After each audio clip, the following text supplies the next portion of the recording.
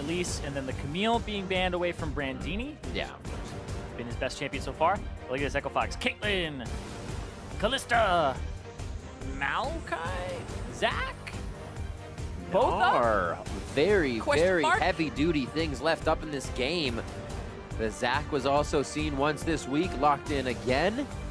And this is like the trade. They're going to try to trade. Oh, they're going to trade a lot. They're going to trade Zach for Maokai and Janna. Take it away from Adrian. Adrian actually receiving 3 bans yesterday, or the other day, I should say 2 days ago, within his game on Friday. Not many supports can do that. Here, getting the one he's been playing the most. And then Thresh is away. up. Thresh is up! There's too many OP things. The Tristana, possibly the Thresh as well to come in. Give a good hover on the Garon. Yeah. See what they get. The Tristana, I like it for Altec. I thought they were going to, Echo Fox was going to lock in Maokai Tristana because you banned 280 carries. So you trade Maokai for Zach, or Zach for Maokai, and then you get yourself the Tristana. And this is a counter to Janna. The way that Soraka counters Janna is Janna counters, or like trades in lane by shielding, spending mana on a shield, and then constantly just going for some auto attacks, right? And then the shield is reactive, or you're being proactive and like shielding up so you have extra AD. But Soraka just is a battery for the AD carry to constantly get HP back. This is one of the best counters to Janna if you're trying to have a handshake in the lane and say, we're both just going to agree to not engage, but we have a better battery for our AD carry. If you lose a trade, Soraka gets you back up, whereas Janna cannot do that. So longer trades do favor Dignitas' bottom lane here, but they're going to pick Varus, which actually gets a little bit back in longer trades because of his Blighted Quiver, as opposed to the Explosive Charge, which we were looking for Altec for. So I like the pick there from Echo Fox to kind of get something back, and also have the E from Varus, Hail of Arrows, the Rain of Arrows, also has Grievous Wounds on it. So if you heal at the wrong time, etc., there's a possibility that it goes wrong. Get a little bit back. Let's see how Adrian plays that. But the Adrian special, I mean, he always has something up his sleeve. I'm excited. I want to see how he kind of fakes out Gate. If he throws his Star Calls one way, the Equinox the other way, right? Because the shield's going to be on somebody, so you can pick and choose. Gate has to make that right choice. Well, I actually feel like you go after the Varus more than the Janna, because the Janna will have that extra movement speed for W. So you throw him at the guy who's low mobility and who wants to be able to silence the kind of caster AD instantly as well. Yeah, exactly. Even though he's not played as much that way anymore. Shen and Cassiopeia on the second phase banned out as we discuss what could happen in this bot lane. Possible junglers and bots picked up already if that Maokai isn't switching around. And one more ban here from Dig. And another great thing about this Soraka pick is a lot of people don't play against Soraka in scrims or anything like that. So this pick from Adrian is just kind of always the one he'll kind of lean back on. And I feel like into Maokai, it can be incredibly frustrating. The Maokai W's in, 100% telegraphed where that Maokai is going to be because he has to be underneath a teammate of yours. You put the silence pool down, he can't follow up with a Q, he can't follow up with an R, and it gives that person time to react and get out. Keith hovering the beautiful toucan of League of Legends. That is Urgot, the toucan himself. Poppy locked in for Brandini. We've seen this over the past few weeks to actually pretty good effect, but it was picked against the Camille for kind of counter reasons. Now just locked in here, Brandini feels like it's going to be what they need. Altec and Adrian to lock in what could be going in that mid lane and top lane now.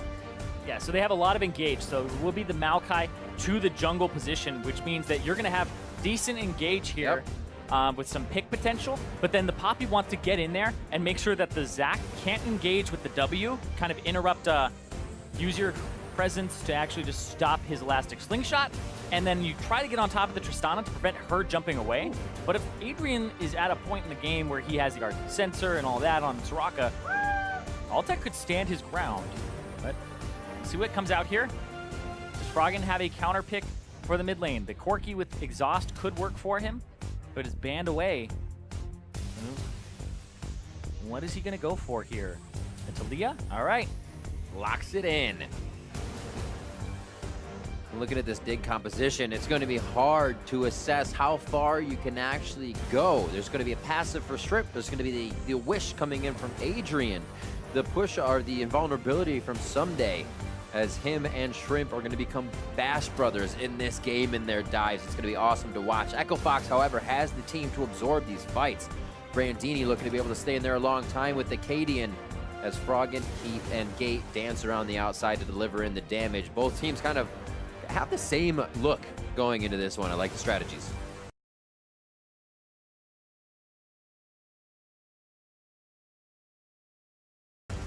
Yeah, it's the disengage. It's kind of everybody's got some engage, some disengage. They got a bit of a powerhouse in terms of if you have long sustained fights, your AD carry and your mid laner will both be able to put out a whole bunch of damage. But I personally will always favor the team that has the Syndra and the Zac ever so slightly. I love Maokai. I think he's great. But you mean at some point you favor just being able to delete someone off the map? All right, I can get behind that. We don't see Syndra very much getting locked in, mostly banned in that second phase of the picks and bans in League of Legends, but hashtag Digwin, hashtag FoxWin. It is on the Rift this time, and we will have to see going into Game 2 if Echo Fox can bring us into a Game 3. All of these games are so pivotal for Echo Fox here towards the end of the split, as well as Dignitas looking to climb as much as they can to that third position if possible. Well, I mean, it's in their own hands. If they win their remaining matches, then they have the head-to-head tiebreaker over Counterlogic Gaming. They beat them the first time. If they beat them next week, that's 2-0, and that would mean CLG would have to, but actually have no way to really get to that third spot unless there's like a three-way tie that's broken. It would be kind of hard to get there, but it is a possibility. But Dignitas just want to push it. Oh, interesting. Brandini starts with the shield and potions, sells it quick and says, no, corrupting potion. Oh, actually, if Dignitas win their remaining schedule, yeah, they would get third because they actually have 2-0'd TSM this split. They've 2-0'd TSM. They've gone 1-1 against Immortals. Yep. And they're 1-0 over CLG. They've beaten those top teams. They've dropped to like Envy, FlyQuest. Have the number. Yeah, Liquid, they even dropped to Liquid early on in the split, but Dignitas have beaten the teams around them at the top. So that's actually big for Dignitas as they come into this last part of the split where those are the teams where they would want the head-to-head. So even if a three-way tie occurred, Dignitas would be able to just break that tie instantly because of the head-to-head records. They actually have potential, depending on what happens in TSM versus CLG, to have a spot where they get second. They could be looking at a first-round bye if they keep going and have momentum behind them. Got to feel pretty good as they lock in this squad of 5. Took them a bit, as we saw the turmoil in the beginning of the split, but a lot of teams this split, more so than ever, have been switching with subs. So Dignitas, like many, trying to find the good results. The invade, to pressure, they're going to hit it, try to get something out, and they're going to wait. Yeah, he has to smite it. That was a smite at 16 HP there as well. Like Aiden just saying, no, this could be the game, but they forced the smite out of him, which will slow down his jungle route because that was an inefficient smite. Slowly drag them over. You see he's trying to get every second back he can. Froggen's going to see if he can get a ward on just for tracking here, since, like you said, Acadian's going to be a bit slower. He wants to be a bit safer now, too. See what Shrimp can do. As he heads down towards the bot side, he'll have his red. Probably just continue to finish up his route before he goes for anything too crazy. If you were Shrimp, where would you actually be taking your Zac first? Oh, whoa. Level 2 hit first. They're going on to Gate. And you can see Adrian. Don't walk to him? Damages. That's how you bring damage to your opponent or your teammate. Keith subbed back in. Explosive charge from Gate to kind of welcome him back to the lineup here. But you can see Adrian. Light things up. Adrian, every single Q is on Keith. He's not throwing him at Gate. Like Keith will get the movement speed when he runs towards Gate, but when he's up that far, you'll see here, invade. And like you asked me, like Shrimp, where does he want to gank? Right. But he wants to be able to protect his jungle first and foremost. They're losing the top lane in terms of pressure. The mid lane, you have the Talia, and Acadian kind of had that accelerated early leash where it was just kind of a raptor start for Shrimp, and he got kind of low. So he actually may not be able to do his blue for a while. He's getting controlled here. Ooh. Hit it. Boop. Just bong come together. Now kiss. Looks like he is going to have to use Smite out on this one. Acadian's is up, which means he's been going through his jungle quite slow. Did get his red buff. Forces Shrimp on that one. No real trouble, but both junglers have an idea of what's going on right now, and it doesn't look like Acadian wants to leave anytime soon. Yeah, Keen pushed, so he had to back up, and someday 2 shots into the Poppy. He's gonna get HP back here after getting that last hit. And yeah, Someday paying close attention to this matchup because he got solo killed by Brandini last time, and Poppy I actually think is quite good right now. Like, we buffed her a little bit more than people thought because she hadn't been played for a while, but her Q got 1% more HP damage on it. 1% nice more max HP meta. damage. Yeah. Yeah, it's nice for a tank meta, but also against bruisers, I mean, they're not building those early resistances, right? They're building a lot of HP. Ooh, nicely done. Yeah. Got the storm shield off. Nice. Full explosion. But yes, also considering that Poppy got a 1% increase to the damage on her Q, it's actually a 2% increase if you hit both parts. So her trading is just that much better. All right, let's watch Bandini's focus here. Locked in. Oh, that was good reaction. Steadfast Presence says thank you very much. Yeah, the Steadfast Presence, interrupting Shrimp's Elastic Slingshot, exactly what you're picking the Poppy for, to interrupt Zac in that mid game. Because then that forces him to, he can't really get into the back line unless he flash Rs and tries to be uninterruptible by crowd control. But his bottom lane going to be very heavy in terms of, look at how fast they got that shield off, and they're going to keep going. The exhaust is out. Adrian's happy with that. He can he's get going away. forward. Straight on him. Storm Shield just came back up from gate. Fast Fingers keeps Keith alive, and here's Acadian. Summoner spell still on the bot side. Flashes for Fox. What? And it is going to be a 1v1 for Acadian and Adrian as Acadian almost goes down to the turret, getting Equinoxed up in a bad situation. First blood for Fox, though. Yep, that's Keith getting first blood. Altec jumped in. I got this. There's no extra damage there. If he sticks around, he does have flash. Gate will have to interrupt, but they're being really aggressive here. Tries to pull him back. No. Silence came out, but if you're not on the Equinox, you won't get locked up. Gate and Keith get out clean. Yeah, easiest way to do that on Zac is just Q the minion and buffer an auto attack on the person. So auto attack the person, because if you try to hit them with the first part of the Q, it's not gonna work, right? They have a chance to dodge. Look at this, the heal came out and the shield reset, and Altec's like, uh-oh, I can't break the shield. He has the extra AD. Keith wins the trade, and then he even blows his own heal to try and deal damage, but it doesn't matter. Yeah, the shield coming up right then was the big difference maker, because he didn't have any damage to break it. Whew. Yeah, so he basically jumped in on a Varus that had basically a pickaxe, and he didn't have anything. Shrimps out. Nice and safe, doesn't get stopped up. Had the roam from Keen as well if things got a little too hairy in that situation, but there's a full roam from Adrian here too. Do they keep this? It's just going to be for the protection of Pink. Yeah. And they're out. And early Sightstone as well. First item, Sightstone for Adrian on his back, whereas you can see Gate went for an upgrade, and also looks like he's going towards that Ardent Sensor really early on. That's an Amp Tome for him. It does not build into Eye of the Oasis or anything like that. He's just trying to get the Janna into that spot where he has that Ardent as fast as possible. Lock in. He's playing almost on the wrong side. Froggen doesn't have MR. Oh. I think if that last Q had hit Froggen, it would have been very, very close. But yes, he gets both Summoner spells out of him, and that's why I was casting the Dignitas game against Immortals, where he was playing this exact matchup into Pobelter, and Pobelter backed and got himself a Null Magic Mantle at level 5, because he knows that's exactly what's going to happen level 6. And there's kind of like a tax that Syndra puts on inventories early to build MR, but it pushes your entire build off to the side.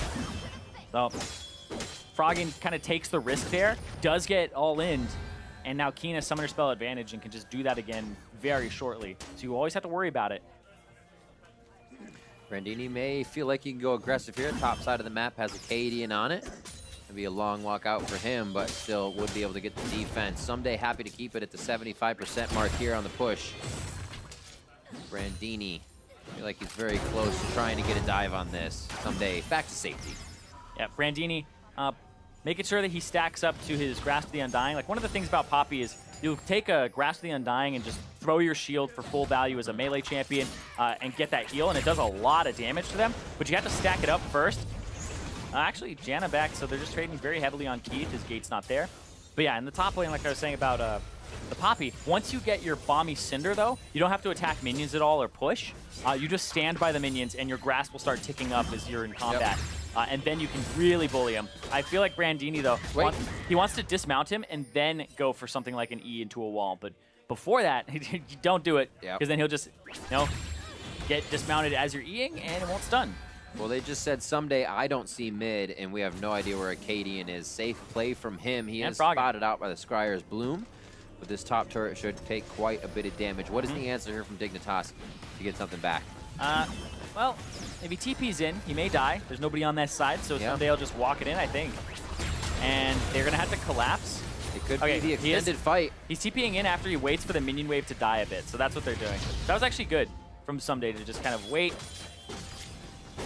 and then be in a position where there aren't enough minions for them to really dive. See if he was waiting on anything either. Ooh. Pretty aggressive. Buster shot back from Altec in the bot side. He's got 1,500 to spend, so it looks like it's about time to do that as Keith and Gate started winning that fight. Yeah, down bottom, though, you do have to be careful now because you don't have TP advantage at all. Brandini could make a play, and Poppy is actually a very good TP flanker. As soon as a TP comes behind you and there's a Poppy coming out, a lot of the times you can just say, oh, we're probably dead and we have to overcommit here and try to get a kill, but you usually just end up dying anyway. But the Poppy can kind of be like that checkmate, where you see that TP, you see that TP start channeling, you're like, oh, we're dead. What do we do?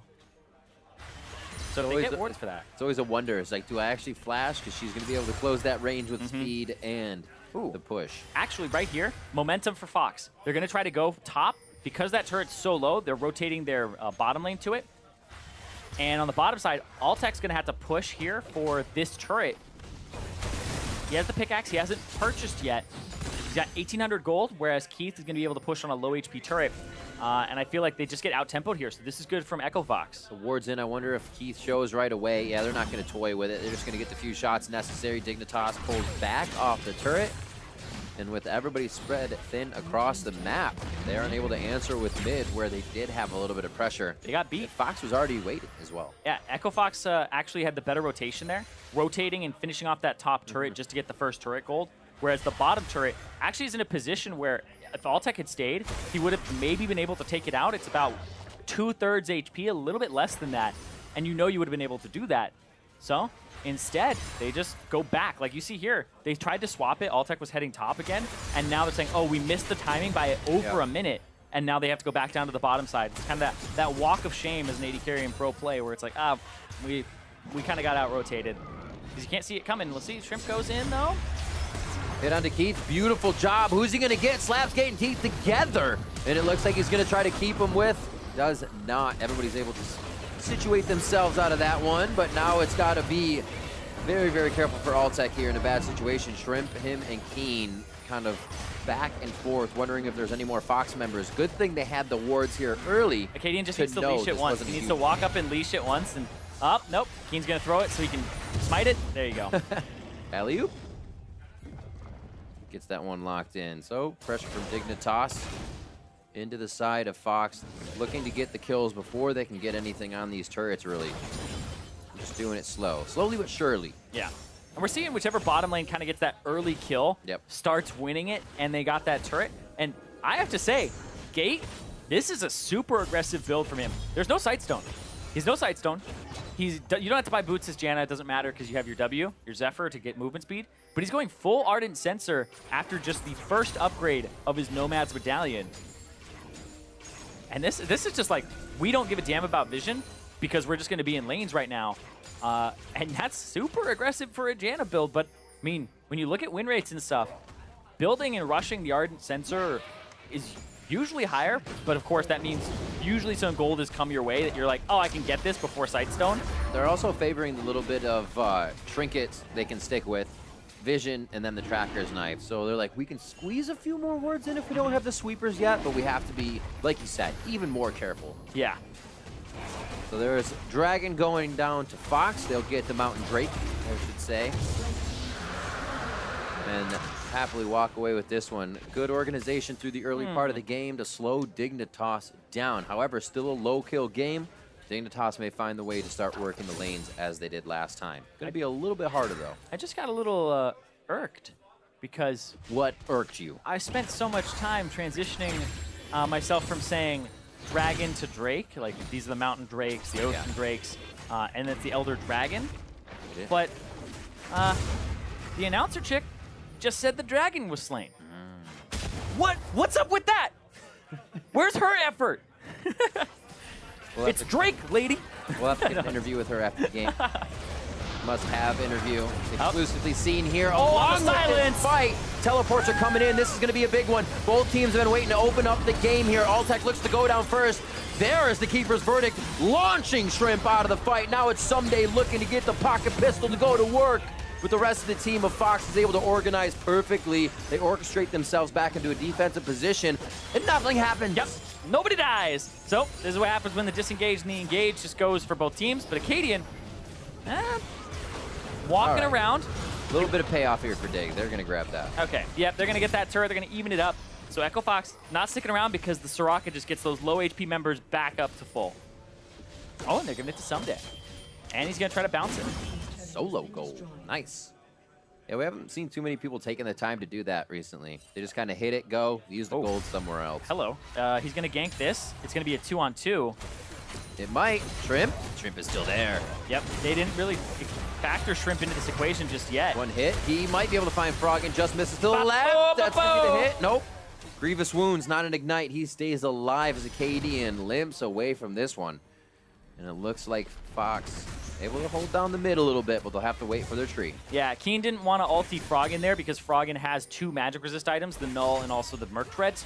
So Banshee's Veil in his future here, but he's, like I was saying, counter building the Syndra after the first attempt where his summoners went down. But yeah, this was well played from Shrimp. This is actually, I feel like this is the perfect engage. You get both of them on the silence, which means they're in a route, which means they get ulti back, but then the Janna ultimate comes in, heal, channel, just heals everybody up, and then the Poppy ultimate gets Shrimp out before he gets another Q rotation, and then they're able to just push away, and Someday went for a dive there onto the Janna. So Janna's just, it's going to get annoying for people who like to engage, because Janna is here, and she is anti-fun. Janna's here to stay. You're not. That's the way it works. It doesn't feel too good, especially when Gate can continue to pull this off. Adrian, great Janna first game. Gate being able to pull out a lot there. The Howling Gale to stop Shrimp on the initiation and everything else at that split second. Still, Echo Fox tied up with Dignitas in this one. The turret in their favor along with that kill. The turret first blood, I should say, along with that kill. Yeah, see how they work it. But look at both these mid laners in terms of CS. They're both at a very astounding mark right now. They're both above 10 per minute very early on. Steal and farm from other places with bad mid laner. I wasn't going to say anything. It's all right. But like, trying to call them out. But when you look at that compared to like everything else in the game, you're going, okay, everybody else is like 130 CS. So when this mid laner shows up, they're just actually stronger than the other people in lanes. So right now, you either want to get your mid laner a gigantic advantage, because then they're ahead of the other mid laner, but they're also ahead of everybody in the game. And even just kind of rotate them out of the lane. Just try to get one of these mid laners on the side lane, because even if the Syndra just keeps this pace up over the enemy AD carry, that ultimate is going to be enough, and his levels are going to be enough. Yeah. Right now, look at that. It's level 12 to level 9 for the mid lane to the AD carries. Like, these mid laners getting off the ground, trying to kill some kids. That's the thing that hurts too when the separation becomes so big. Usually it's not between the AD carry and a mid lane, but if your level's behind on what becomes the top laner, it feels like you're just hitting a steel wall all the time. You're almost healing the guy with your shots. Nice ejection off of Skarl there by Brandini, but still keeping it under the turret. Someday feels safe. One last hit. Skarl's back in action. So like right now, just to do like a little calculation. Yes. Keen calculate has already done 2 penetration items, so he's at 42 magic penetration, and Keith has 45 magic resistance, so he's almost doing true damage to him. It's very close. But then I look at Keen's ultimate with the rank 2. The minimum damage on it is half of Keith's HP. Just a flat half. He's got 1,200 HP. The minimum right now for the Syndra is just over 500, and it's almost at that point. So if you put down a few balls, you throw down anything that hits him, you're going to be able to just bop him. Just bop him out. Big bopper. Froggen, however, as you said, his build path being cut in basically half. Merc Treads and that Null Magic Mantle to completely prevent death from this Syndra. Now as a Haunting guys in those boots, you said the double pen items, he's only getting bigger. He's currently sitting just under 1,000 gold at about 800 as he cleans up the next few waves. The team looks patient as well for the side of Dignitas, happy to farm up. Someday back to the top side. Alltech will look to push for red and whatever else he can get in resources. 1 minute on to Baron, 16 seconds on to the Mountain Drake. Wow. So I just got informed that Gate is now purchasing the slowest Sightstone purchase all year. 17 minutes by Matt was the previous one. So when he does get it, let's see what happens. Someday, though, not able to get him. And there's Acadian trying to get Shrimp. 1-2 punch. Shrimp says, let's bounce, but it's just a party for himself. As they get back to safety, Fox looks like they can work off this, knowing the ult's down. That's quite a bit of pressure from Shrimp, but they have to be careful as well. Dig wants it just as much. So, you know how people are like, you can play off-meta support, but just buy a damn Sightstone? Is it reportable if they are playing a meta support and they don't buy Sightstone? I don't know. We'll see what happens with Gate afterwards, but into the wall. Shrimp's got a flash. Shrimp gets bounced around a bit by Brandini. Nature's Grasp with a nice hug onto Dignitas. It's 4,600 on the Drake. They haven't really been focusing it too much, and Keith isn't really one to tear it down. Yeah, Brandini's wiggling right there, back and forth, kind of threatening, saying, I can do it, and he gets... Is that what a threatening Poppy does? They wiggle back and forth, and the whole team of Fox starts to wiggle here. Looking at Alltech, he jumps over the wall with a bit of a dash. And Brandini goes down. There's the ultimate from Keen, finally dropping one out of the game. He gets his first kill. So many low health bars for Dig. There's the finalizing kill from Keith in the 1-2 hit. And Dignitas now runs for the hills as Fox runs for mid lane. And they're going to go for that mid lane, like you said. Wave clear for Keen. Still up, though. We'll see if they're able to force this down. Not many flashes. Keen is going to have to play it pretty safe here. He does have a lot of wave clear, though, so Acadian's going to have to kind of put himself in a position to threaten. And yeah, that's exactly how they do it. They push up and they get it. Echo Fox with 2 Mountain Drakes, and they're in a position that Dig was last game. And Fox is really prioritizing and itemizing. You'll see this one more time before I go into that. Yeah, good wall from Froggen. It catches Shrimp on the other side. The Elastic Slingshot doesn't charge it immediately to go over because he wants to get back in. But then right there, into the wall, gets knocked to the side, so I don't think he actually eats a full stun there as well. But doesn't matter. Shrimp walks back up, and Brandini, he's wiggling back and forth. You do this just to kind of change that range, and if the person steps forward as you step forward, you just kind of destroy them. And Brandini almost gets Alltech here with his W. It's just a second too late, and Alltech gets out. But then right here, watch Keen. Brandini, doesn't matter that this guy has 210 armor. He's got 50 magic resistance, 5 in the face of Keen.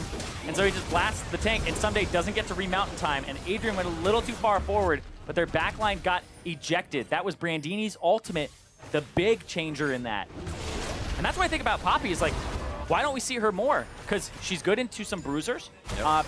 She can stop these mobility carries, stop the engage, and then also, hold on though, we'll talk about that in a second, these TP. Oh, TP in, coming in. It's a flank. See what Froggen's flanking too, what the? Someday can do. Froggen over the wall, it's gonna complete, locking them down. They lose Adrian. Wish is also down for another fight. They don't get to use it, but that's also gonna be Acadian falling. 1-for-1 on both sides. Echo Fox looking for the next shot as they take down Someday. Echo Fox comes in strong on the fight and turn Dignitas away. And Echo Fox have got to be going, finally, they win that fight. They're in the lead. They have 2 Mountain Drakes, and they have to respect that Keen has a lot of damage, and so does Alltech at this point. Gonna push mid. Froggen's gonna sit on a control ward and try to just make sure this doesn't go into the turret. The 1 minion makes it past, but I don't think it's enough there to really change it too much. And he's gonna jump in onto the Talia. Says, let's go. He's gonna have the damage. Seismic Shove would be quite a bit, or almost too much to deal with. 3,600 HP. Adrian just on the wing as he went down first. Won't be able to do too much other than Wish. Does he keep him alive for long enough? They keep him off the Baron. This is what they wanted. Wish was just used. He doesn't have too much more to offer. Start call to Froggen. Bananas Froggen down. Adrian comes in as the cavalry, bringing the potassium out. Oh, man. Echo Fox decided we're going to do the Baron anyway with 1 big damage dealer on it who hasn't really purchased and spent that gold that he got from the fight. And Adrian comes back, saves Alltech, who would have gone down there 100% if he hadn't made it. No wonder he held Wish the last right here, this fights. flank. I'm just kidding. Go ahead. This flank, they get Adrian, focus the Soraka. I actually really think that's the optimal strategy. Right. And then Someday dives backline, gets pushed away by Gate, and then Acadian soaks a lot of damage, but he's able to do the damage with the CC. And now that they don't have that smite, they're kind of hesitant to do it, but I feel like you still commit to it earlier than this if you are going to do it. And then Keen walks up. Froggen is kind of all over worked ground, so these aren't even full threaded volleys. He's throwing out one pumps, right? It's just one rock, flashes away from Adrian, flashes to new unworked ground, and then dips back. And Alltech gets out of the way, and he would have died. 100%, he would have died there if Adrian had not made it back in time, and it had been a faster Baron. Oh, Someday Shrimp not feeling too bad to be across the wall. Froggen might leave Brandini and Acadian by themselves here. We'll see what happens. Steadfast Presence not letting can't kill him. In or out. Alltech finally goes down in the middle. Shrimp's going to be the next one. Echo Fox is organizing themselves for these long fights, saying, Brandini, Acadian, we can go for them because Someday and Shrimp will live longer. Brandini is actually doing work on this Poppy. I don't know why we don't see her more, because that ultimate removes people from the fight and makes it a numbers advantage if you land it instantly. It has great combat power, and Brandini was able to smack Alltech into the wall, remove high damage dealers from the fight, and now they're zoning, and Keith is the one dealing damage here. I feel like Froggen providing a lot of threat, but... Oh, Gate. There's AoE damage. He's already taken a little bit. He has that passive on him from the Baron. They're going to stay alive. Fox grabs Baron 25 minutes in. We'll see how this started here. Echo Fox just pulls the trigger. Yep, Froggen with the wall. But they see Brandini here. I think that's a ward off the side. Yeah, no, the control ward came down. And yeah, Alltech gets hit into the wall, tries to deal damage. He's getting healed here by Adrian. And then they remove Keen, who didn't get to ulti in that fight at the start at all. And that would have put a lot of threat onto Keith. That would have changed the whole thing. And Brandini removing that big amount of gold from the fight and that big burst potential is huge. You see all the damage. Yeah. You have 3 members doing that? But when the Syndra does 1100 and had ultimate still available, you know there's more in that tank, and she was removed very quickly from that fight. Keith as well within that build path quite a while ago. The Executioner's calling now on top of the hail of arrows, kind of hurting Adrian's heals with all of the grievous wounds that are kind of being pushed onto Dignitas. Morellonomicon, all that. That Morellonomicon too on that HP. A Sightstone was purchased eventually from Gate. He got it, so... I thought things got a little brighter. I mean, Ardent Sensor... If you guys are just going to group and fight, I guess it works for you, as long as you have it before the other guy. And I've noticed this with Adrian, is he actually kind of delays his Ardent Sensor a little bit. He goes for the Redemption still. He did this yesterday as well. Yeah. He's all about the heals. Yeah, it was really strange. It wasn't even on Soraka, I believe. I think it was Janna, and he still went for it first. I think it was Janna. And it was just kind of the odd man out for me, because I feel like Ardent Sensor is just so powerful once you get it. Well, he's going to get it. So it'll be... I see what you're saying. I'm just kidding. 27 here, 8-3. Echo Fox definitely putting a few more kills on the board from last game. Oh, yeah. We had only about 7 total, and the last few came into Nexus fight. And here we are inside the base. Will Acadian be big enough for the team to come up behind him? Brandini, nice shot on 2 members of Dig. He is always grabbing 2 in that keeper's verdict. Making sure that they disengage, and I love this from him so far. Poppy did well in the lane phase. It's a good pick for this situation as well. Ardent Sensor from the ultimate there to give him some extra attack speed, but mostly just to heal everybody up so they don't have to back. And they're going to back. Triple Mountain Drake for Fox. So the Talia wall, whenever it's up, they should be able to push for getting that down and getting to those turrets. But right there, they got Shrimp instead and forced Keen away.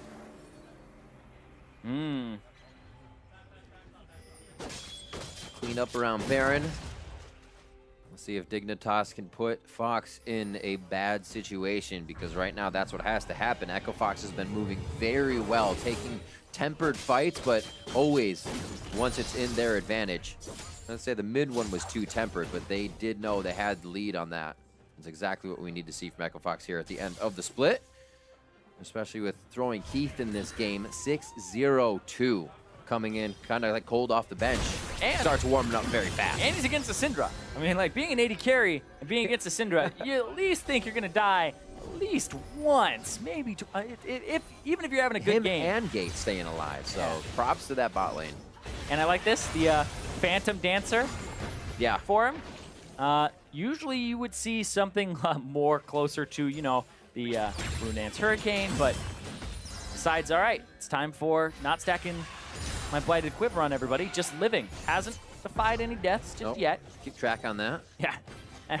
Has he used it yet? Shrimp. Where is Shrimp? Gotta find him real quick. He has actually not used the Knight's Vow.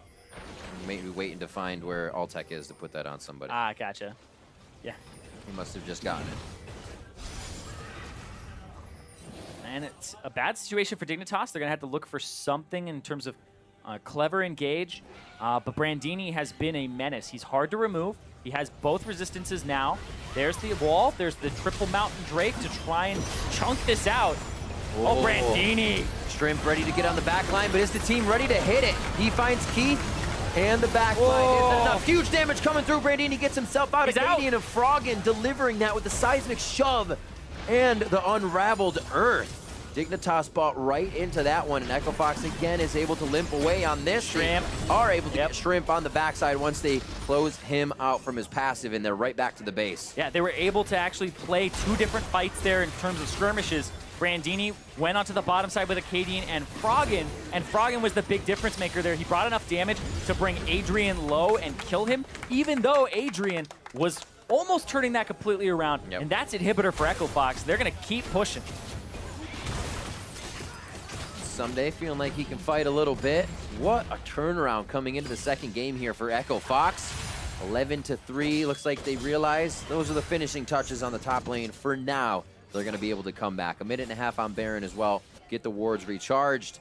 Seems like they'll need that vision here. Yeah, and you're going to see what happens with the damage and how it's distributed here. Because Brandini's going to go in, get a 3-man knockup afterwards. He almost dies, like, right off the back. Altec has to flash, saves his W until afterwards, and then right there, all the damage goes into Brandini, but Froggen was the one to get them towards the wall, and then there was a 2-on-2 on the side of Shrimp and Someday, but the Monsoon, the Janna, keeps them safe. Janna, anti-fun zone, nobody gets to get kills over here, and then they're able to trail off, wait for the re-engage, and that's why when you have a lower numbers fight, you on one side in terms of a skirmish, if you're the 2-on-2, your job is mostly to survive if you're winning the 3-on-3, and that's what they did. They tried to survive for long enough that the recollapse comes through after a kill. All right.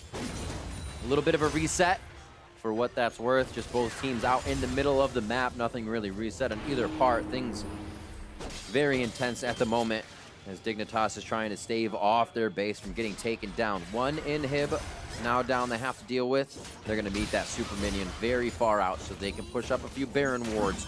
30 seconds on the next two objectives. Yep. Dignitas going to look towards this Scuttle Crab and control. And Shrimp, you got to use your Knight's Vow. He's had it for 5 minutes now. He's had it since 27 minutes. Come on. He hasn't bound to anybody. Why bind to somebody? It just kills you faster. No one's knightly enough. He's like, I will wear the crown. Why would I want to die faster? This item kills me.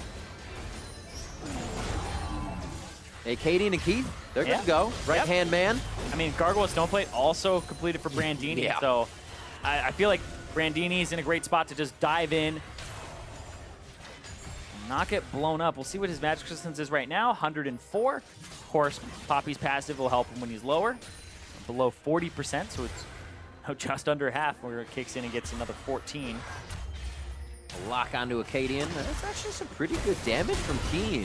One ball there obviously healed up by the Maokai passive. Yeah, if Keen can reach one of the squishies, if he can reach him, then he can blow him up. Keith, I'm pretty sure he still does true damage to Keith. Yeah, he still does true damage to Keith. There's the wall. They're separated. This is all about split fights. Echo Fox are saying, all right, Weaver's wall is going to split a fight. We're going to have Poppy also split fights. Brandini says, I can 2v1. They get 3 people now over there. Adrian, Shrimp, and Keen in one fight. Someday now getting Froggen in the 1v1. Altec goes for a ride. He gets himself now to safety after that, and they pinch up now, pushing Dignitas towards the wrong side of the map. Fox. Somebody's got a TP in, try to get something here. Yeah, he just went back looking for the home guard. Hello, team. Altec pushing up, trying to assist. Are they going to regroup? They are going to regroup. Shrimp. Oh, Keen actually taking that now. He took a lot of damage, but Adrian, whoa. He's TPing on a ward as well, so they know how to recoup on this for the moment. But it's still for the fight. I love it. Both teams now giving up. Gate's going to go for the big heal there. Now the reset is actually in favor of Echo Fox. Shrimp has... Froggen's on the side. Froggen's sitting on a control ward. He's going to try to flank. He's going to try to kill Adrian, who, even though he can't really contribute too much more, he's going to try to push them off to the side. They've started the Baron. Adrian can't join. There's the engage. Shrimp locked onto Keen with that Knight's Vow. That's why he's been putting himself farther up front to look for that damage reduction, look for his hit. It does not happen. And can they turn it around without that Syndra damage? Acadian in and out with the twisted advance to try and dodge some damage himself. They know Someday slow. They now know slow. Left, halfway up to the bar. Scarl hiding in the brush next to him, but he may not be able to get enough for him to come back out. Dignitas pulls off, and I think they have just eventually lost his Baron. Adrian trolling a little bit there. Gonna stay. Yeah, you stay, but you can't really steal with Brandini there. Yeah, that decision about as questionable as that was what was going on in the mind of Shrimp there. Echo Fox looking pretty happy about that situation. You see the turret going down. You get all the views. And that was happy Echo Fox. 2 turrets down from Winions. That's usually see that from a double lane. 1 lane to get a single hit of super minion. That's actually pretty incredible that they were able to hold Dignitas on the map that long. Yeah, that was a long time before people got to back and spend money or regroup. It was kind of just all focused on this one area, and that's going to be Echo Fox having both of those Nexus turrets down, the Baron, the 3 Mountain Drakes, and they're going to get their 4th Drake of the game. You know what? Screw it. Dragon. She says it. I can say it. Slain the dragon. Yeah, you got it. You're right. You're right. Maybe you can revoice that for us. Yeah. 62 to 55, we'll say. Round up a little bit for Dignitas here. A great lead for Echo Fox and holding on to it very well. Pressuring it into new options to get a better lead. They haven't really been slowed down as of yet. And that's kind of the worry here as we see Echo Fox being able to handle early game leads, but putting that into the ending game and closing the game out has been difficult. Yeah, it's always those final touches. Keith actually has the most gold in the game right now. Still 0 deaths defied. Gate's been able to keep him healthy. Ardent Sensor, Mikhail's, both Redemption, of them, Anna. 11 in the kill participation area. Out of the 12, and same with Froggen. He's been 11 out of those 12. Team's been grouping up. Froggen with the ultimate. He could have sectioned it off. He died in that 12. Brandini's got all dead. Turret goes down. Whoa!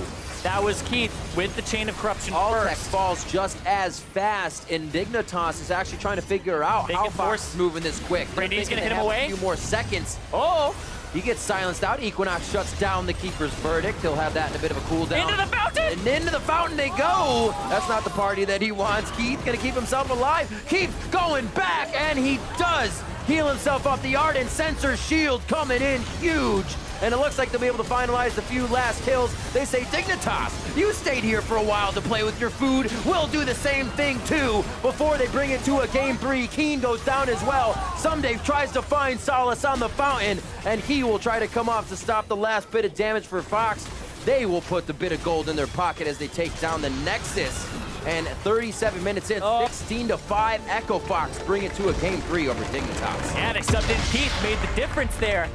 Gate with the protection, and Keith, honestly, that first kill in the bottom lane off of Alltech jumping in really put them ahead. And then they rotated, got to the top side, took that first turret, and then Dignitas playing catch-up the entire time. And when they got frustrated and tried to engage, that's the beauty of Janna, is when a team gets slightly ahead with Janna, the other team says, we need to engage, we need to go, and Janna shuts that down. Much. Exactly, and so they started grouping, saying what Dig want to do is they don't want to out-macro us, because like we didn't see the same type of all-tech split push, like be in a side lane, try to get that turret like Mark Z was talking about. It was more of, we have to find these fights now with our Zac and also abuse our Syndra and our Kled engage, and they saw that coming. Yeah. Fox, Gate actually delaying his Sightstone for the longest that we've seen so far in the split, and then having the Janna for the disengagement. Every time they tried it, he was like, nope. And by the way, Ardent Sensor before you have really anything that helps this team fight. Saw that so coming into play stronger. At the end. Absolutely crazy. Great stuff coming in from Echo Fox to bring it to a game 3. And for a deeper dive on that game, let's hand it off to Dash and Mark. Thank you very much, gentlemen. Very different story here in Game 2 to Game 1. Again, very low kill win for Dignitas, playing the map very smartly in Game 1. Here in Game 2, Echo Fox strike back in order to extend us to a third game. Let's take a look at Champ Select, because once again, we're seeing the trade. Zach giving away to the blue side so that a Maokai can be picked up for the red side. And I still think Zach is probably a little bit too strong to risk doing this consistently with, but I do like what they had in store for it, both with the Poppy and the Janna being great for disengage against it. Makes it very hard for the Zach to really land in a fight and then use his ultimate to drag people out. It was almost never a time where Shrimp got a good access to the back line.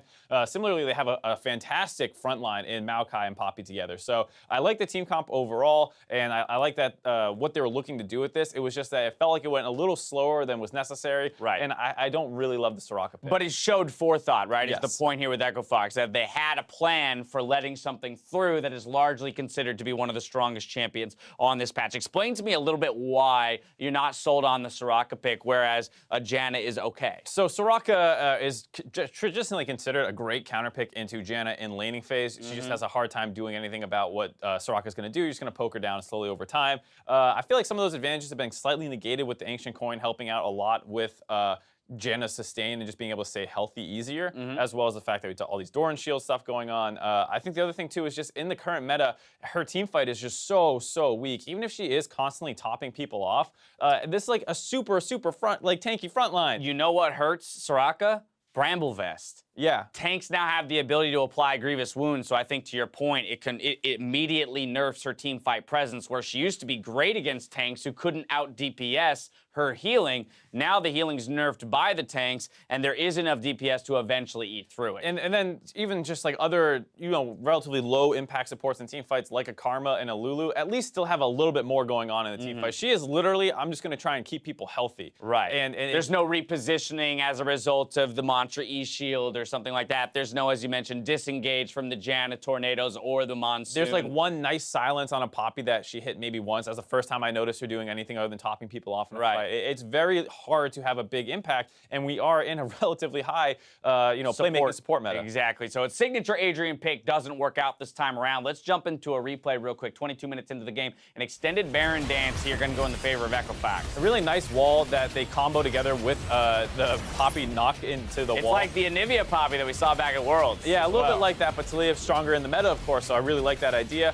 Brandini had a great game overall, just with this Poppy finding multiple stuns and opportunities to knock people out of fights as well. He's had a couple of those.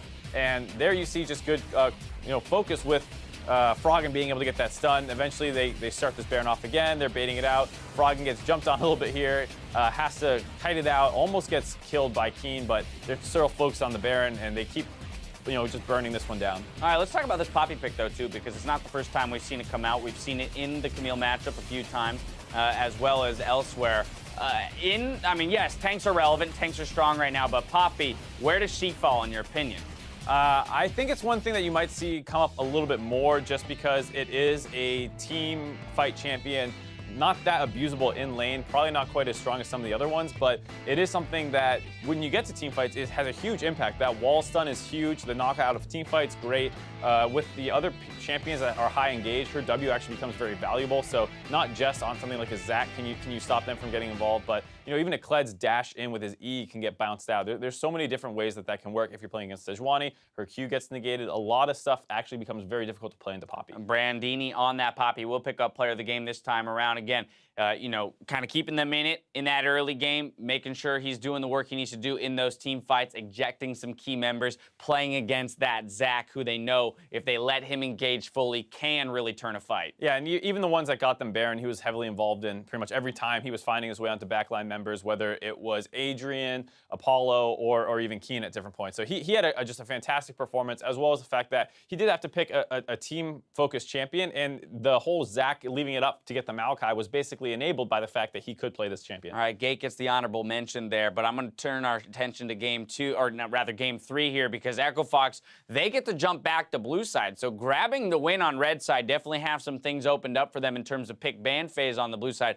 How does Dignitas respond to try and close it out strong and continue their push up the standings? It's a little bit of a weird one because you end up with so many more OPs here, like with the Zac coming through and then the Maokai as well. If Dignitas ends up back on red side and they just go, get rid of those two. Maokai, Caitlyn, Zac, back, then this kind of idea that you're baiting them into something kind of goes out the window, as well as the fact that if the enemy team does go Janna again, I would not expect to see the Soraka for the second time. All right, well, with the series all tied up, let's see if Echo Fox can keep their playoff hopes alive in Game 3 versus Team Dignitas. Meet us here after the break.